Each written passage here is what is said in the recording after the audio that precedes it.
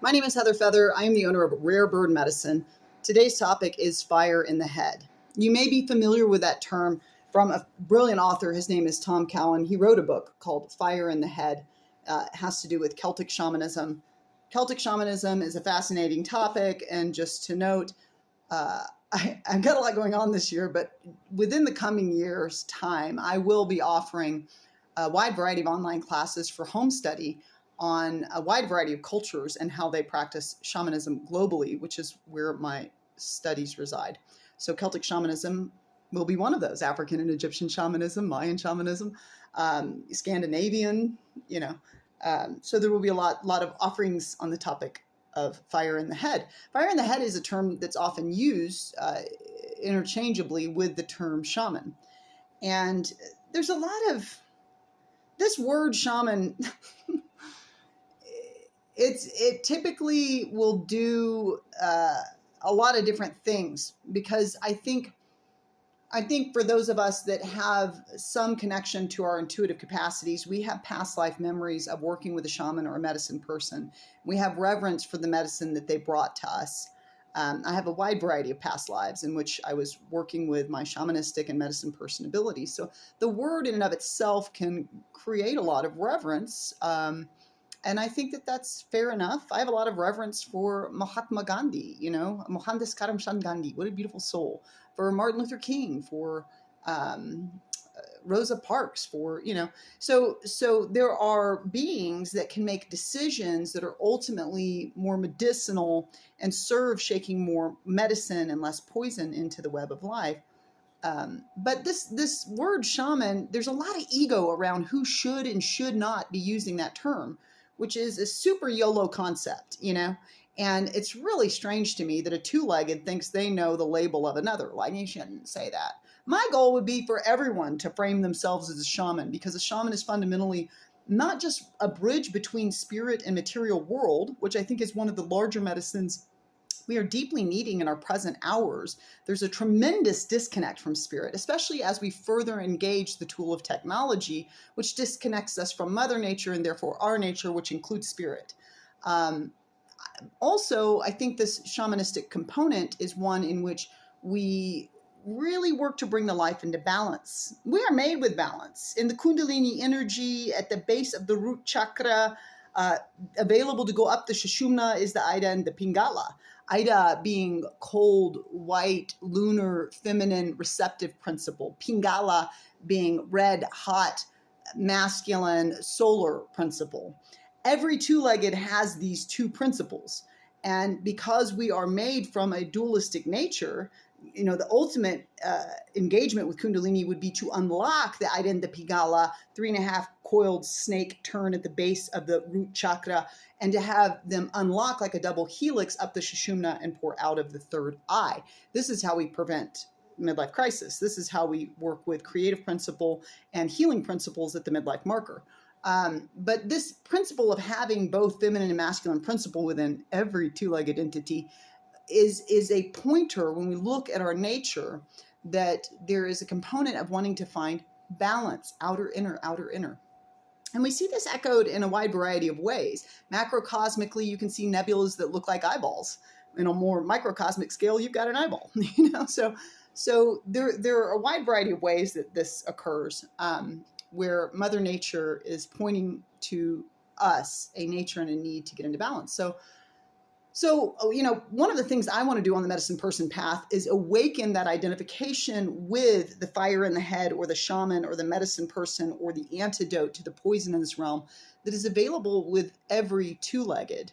One thing I can say that is necessary to comprehensively be able to do that, I've been noticing a lot this week where two-leggeds are often pinned, including the self. I'm always evaluating the self. And so one of those places is our beliefs create our reality. So if you believe that everyone is a taker, and throughout your life, people have only ever taken from you, there is I would say mathematically above 90% probability that you have engaged with tremendous givers. And you probably engaged with them in an hour in which their cup was low, because your belief matrix is going to show always in front of you what it is you believe and hold to be true. And if you believe that people always take from you, you'll have a tremendous giver, and their hours of interaction with you be in a state of depletion and show up as if they are a taker in front of you. Now, that doesn't make it true. Doesn't make them a taker. It means that your belief has a limitation. It's like putting a tire jack on a car that a parking, police officer might put a jack on your car, and your car cannot move forward. You lose the forward momentum and the motion of being truly balanced and understanding that there are givers and takers in the world. There are deeply spiritual, devoted, life-changing men in the world. There are deeply devoted, spiritual, life-changing women in the world, and theys in the world, and every identification you can imagine in the world, every culture you can imagine in the world. And there are those with all those same labels that are takers, that are myopic, self-absorbed, not because they're terrible, not because they're bad, not because they're wrong, but because they are lost and out of balance, and they could use some illumination in the head of a broader picture, not just this narrow perception that we can narrow in on, and it can become a self-fulfilling prophecy. I've spoken openly, and I've spoken freely, and it is always my intention with an open throat chakra to do that as an invocation and invitation to other two-leggeds to speak up. Speak up. Your journey is important. You have gained some insights, and you have no doubt things to share, medicines you could pour in the web of life down here. And so I work to be the example on that, even though from the Vedic, I'm just like a tall glass of water. I don't mean that in the traditional context. I just mean I'm literally like a bowl of water. It's just like lots of water elemental in this one. And that includes a Scorpio Mercury, which typically doesn't want to speak. I do enjoy quite a bit of silence. So I activate to be the model, to be the change I wish to see in the world. And one of the changes I wish to see is that we speak up around the medicine pieces that we hold. So fire in the head is where you get an illumination, an awakening that removes you from the limitation of the small, limited box you might find yourself in. Have you placed yourself in a box? Have you placed others in a box? Oh, that might not feel very free. And I understand that free will is the predominant law, above all laws, that is respected in all multiverses, in all dimensions, in all realms, because you are free. You are free. You can offer medicine or poison down here. That's true of anybody. So one of the ways we can fire up a new idea in the modern age is to stop resisting what is. I've received from another teacher in my life, and I continue to have a hard time arguing with this teaching. The only thing that causes pain is not accepting what is. The pain of death comes from not accepting that their flesh costume is either going to rot in the ground or has been turned to ash. The physical pain that you experience can come from resisting the awareness that you've been making choices that have caused your body to get out of alignment with balance. We all know nutrient-dense foods, healthy eating, and exercise is the way to be in a physically aligned state. And granted, we're marketed nonstop to do otherwise. I don't negate that. I'm just saying that, like, when you're physically not well, instead of saying, wow, is there anything that I'm doing that is causing my physicality to be out of alignment? Or is there anything karmically that I've done that would cause me to want to have this awakening through the physical body in this hour? This big awareness that I've had this past week is how often we want to circumvent karma. So for me, I have so strongly and overwhelmingly wanted to own and clean up my karma that I often meditate on being responsible for every crime that's ever been committed at all of Earth School and all the multiverses. And I do that because I am you and you are me. It's all atoms. It's all subatomically unified, always has been. Therefore, anyone pouring poison, first of all, has been given poison, which is why they're pouring it out. They've been given that teaching. And second of all, they are me. So I work to take responsibility. The new idea I can fire up is that I don't have to be bad and wrong because I am an evolving entity. It is okay for me to go into holography, a dream, simulation. There are many different quantum physicist theories about what this quote unquote reality is. Factually, actually, it is emptiness. 99.99999999994%. And I'm not even doing justice to the number of nines. But if we round up 100% empty, the only thing large enough to house everythingness, because everything is made of atoms, everything is made of emptiness, it is a unified field of at-one-ment, unification, oneness. You've only ever seen atoms. You've only ever witnessed atoms in a mirror as you've looked around, as you close your eyes. Everything that flushes up comes from having witnessed atoms, you know? And what are atoms? They're the same thing. The atoms that make this phone, make these glasses, make this lady, make these images. Atoms. The atoms that make you and everything that comprises you in your home. Atoms. So it is a unified field. And what the ego, the great label maker that is here to help us to discern that fire is hot, to discern that that person has had way too much poison for us to remain on the medicine person path by engaging with them. So we need to pray at a distance from them. You know, the discerner has become the great judger. And it wants to say, if you're not evolved in this way, you are not good on this day. And so, thank you, ego, duly noted.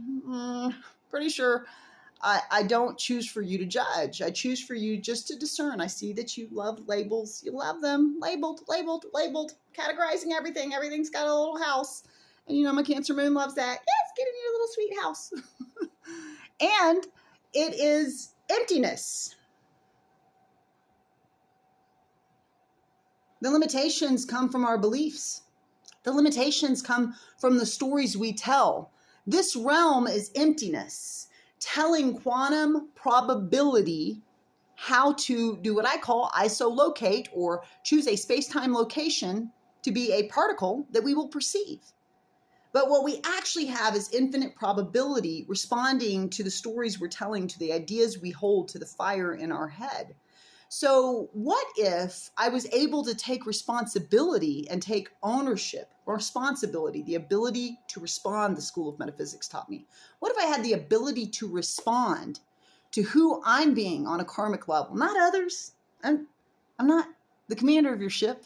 Don't want to be. It's a lot to command all this. So what if I were to use my ability to respond to say, well, Heather, is there any cleanup to do this day? Are there any ways you're being unkind, unloving, unsupportive to yourself and therefore to others? Are there any ways you're refusing to let love in? Are there any ways that you're, refusing to let love out? Where is the cleanup work for the individual for the temple that I am stewarding? Where's the cleanup work in the temple? Is it on a physical, mental, emotional, spiritual level? Do I need to ask for forgiveness? Do I need to apologize? So in taking responsibility, there's a foundational thing that the ego will do where when you try to take responsibility for what you're doing, when you try to take responsibility for your star player, the ego will go, oh, well, you're bad and wrong if you didn't get that right, because the ego has become the judger instead of the discerner. And so for me, it is about coming from a space of, no, I'm not bad or wrong. I'm allowed to learn. I get to tell that to my ego a lot. No, actually, I'm allowed to learn. I took up a flesh costume to evolve in my awareness. And I want to evolve more quickly. So I'm going to look at this without judgment. I'm just going to observe it like a child. Wow, that is interesting. I just yelled at that person that cut me off in traffic. And I didn't create the roads, and I didn't create time, and I didn't create the paradigm. So why am I policing the sweet soul? Bless you. Go ahead. Take the road. I didn't make it. I'm always like, I didn't make the road. Take it.